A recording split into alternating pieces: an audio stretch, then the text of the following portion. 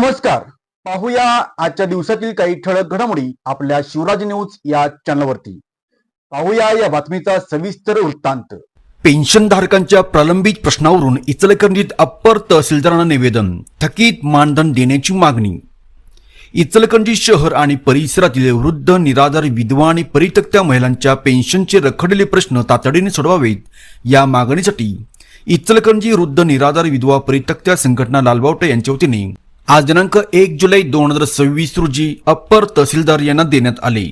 इचलकरंजी आणि आसपासच्या परिसरामध्ये विविध शासकीय योजनांचे सुमारे 38 ते 40 हजार पेन्शनधारक आहेत. यामध्ये संजय गांधी निराधार योजना, इंदिरा गांधी राष्ट्रीय वृद्धापकाळ योजना, इंदिरा गांधी राष्ट्रीय विधवा योजना आणि श्रावणबाळ पेन्शन योजना अशा महत्त्वाच्या योजनांच्या लाभार्थ्यांचा समावेश आहे.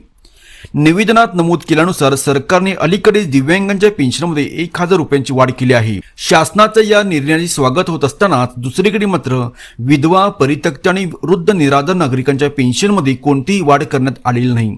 गेल्या अनेक वर्षापासून हे लाभार्थी मानधनात वाढ व्हावी म्हणून सातत्याने मागणी करत आहेत, परंतु प्रशासनाकडून याकडे दुर्लक्ष केले जात असल्याबद्दल तीव्र नाराजी व्यक्त केली जात आहे.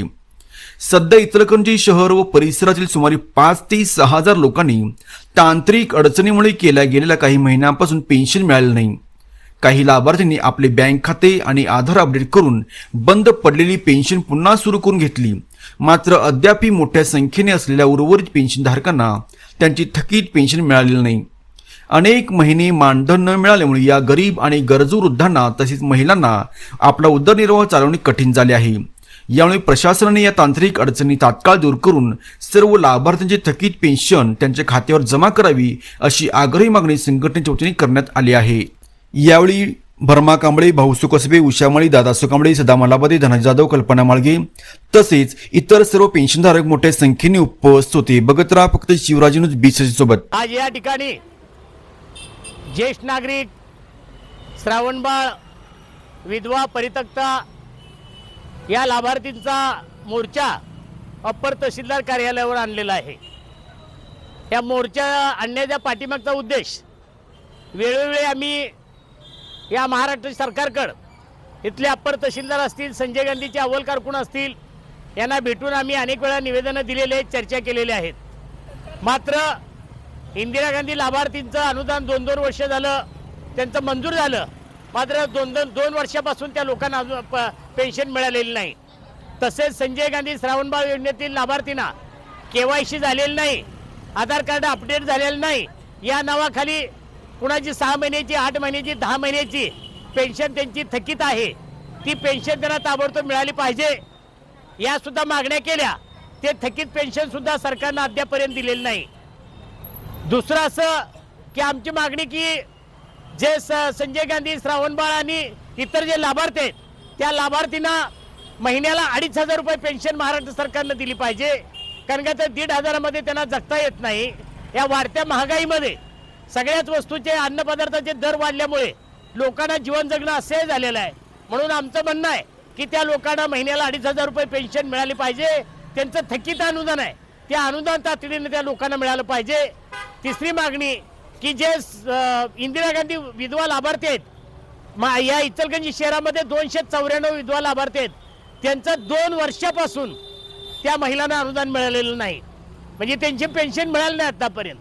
मग ते दररोज संजय गांधीच्या ऑफिसमध्ये हेलपाटे मारतात, मात्र त्यांना आश्वासना पलीकडे काहीही नाही. त्यांचं म्हणणं की महाराष्ट्र सरकारनं आम्हाला दिलं नाही तर आम्ही कुठलं द्यायचं, आणि प्रत्येक वेळेला सांगतात साईट बंद आहे, साईट बंद आहे, साईट बंद आहे. हे किती दिवस का नाही चालणार असं? म्हणून आम्ही नाविलाजानं आज या ठिकाणी 8-10 दिवसापूर्वी आम्ही अप्पर तहसीलदारांना निवेदन दिलेलं होतं. त्यांना सांगितलं होतं या लाभार्थीची वेळी दखल घेतली नाही तर आम्हाला 1 जुलैला येऊन आपल्या कार्यालयावर इथं बेमुदत धरणे आंदोलन करावं लागेल. मात्र हे निवेदन 8-10 दिवसापूर्वी दिले तरी सुद्धा तहसीलदार नाहीत, इथले त्या संजय गांधीचे अव्वल कारकून नाहीत.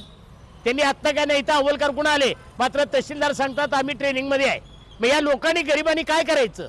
हे वयोवृद्ध आहेत, ज्येष्ठ नागरिक आहेत, कुणाला BP आहे, शुगर आहे, अनेक आजारांनी ग्रस्त माणसं आहेत, आणि या लोकांना काय वाऱ्यावर सोडण्याचं काम महाराष्ट्र सरकार जर करत असेल तर आम्ही या लालबावट्या संघटनेच्या वतीनं या सरकारच्या दारामध्ये उद्याच्या काळामध्ये येऊन बेमुदत धरणे आंदोलन, उपोषण अशा मार्गाचं आंदोलन अंमल करू. आणि जर त्यावर सरकार जागे झालं नाही तर आम्हाला वेगळ्या पद्धतीचा विचार करावा लागेल. लोकप्रतिनिधी दारात जाऊन बसावं लागेल, सांगावं लागेल मतदानाच्या वेळेला आम्हाला काय सांगितलं होतं, आता तुम्ही काय करताय ह्याचा जाब त्यांना विचारावं लागेल. या पद्धतीने आमचं आंदोलन ठरलेलं आहे. आज आम्ही या ठिकाणी थांबलोय. तहसीलदाराचे प्रतिनिधी असू देत, तहसीलदार असू देत, इथं आल्यानंतर काय त्यांनी भूमिका घेतात याकडे आम्ही चौकशी करणार आहे आणि त्यांना आजच सांगणार आहे. जर आमचं आंदोलन 8 दिवसात झालं नाही, आमच्या मागण्याची पूर्तता झाली नाही तर आम्हाला 8 दिवसाच्या 15 दिवसानंतर इथं येऊन बेमुदत आंदोलन करावं लागेल असा आम्ही या ठिकाणी इशारा देतो. आज इचलकरंजी वृद्ध निराधार संघटनेच्या वतीने आज आम्ही अप्पर तहसीलदार कार्यालयावर धरणे आंदोलन घेतलेलं आहे. या आंदोलनाची पूर्व दिशा त्यांना आम्ही आधी कल्पना दिली होती की आम्ही 1 जुलैच्या आत जरी आमच्या मागण्यांच्या अंमलबजावणी झाली नाही तर आम्ही 1 जुलैला आपल्या कार्यालयाच्या दालनात धरणे आंदोलन करणार आहोत. हे कल्पना देऊन सुद्धाही आमच्या मागण्यांचा विचार न करता या कार्यालयात अप्पर तहसीलदार असू दे किंवा संजय गांधी कार्यालयाचे कारकून असू दे किंवा संजय गांधी कार्यालयाचे कर्मचारी असू दे, कोणी इथं उपस्थित नाही. हे नसल्यामुळे आमचे पेन्शनदार आज आम्ही खरोखर नाराज झालो आहोत आणि संघटनेच्या वतीने आम्ही या कर्मचाऱ्यांचा, अप्पर तहसीलदार यांचा व या महाराष्ट्र शासनाचा धिक्कार करत आहोत. इन्कलाब जिंदाबाद.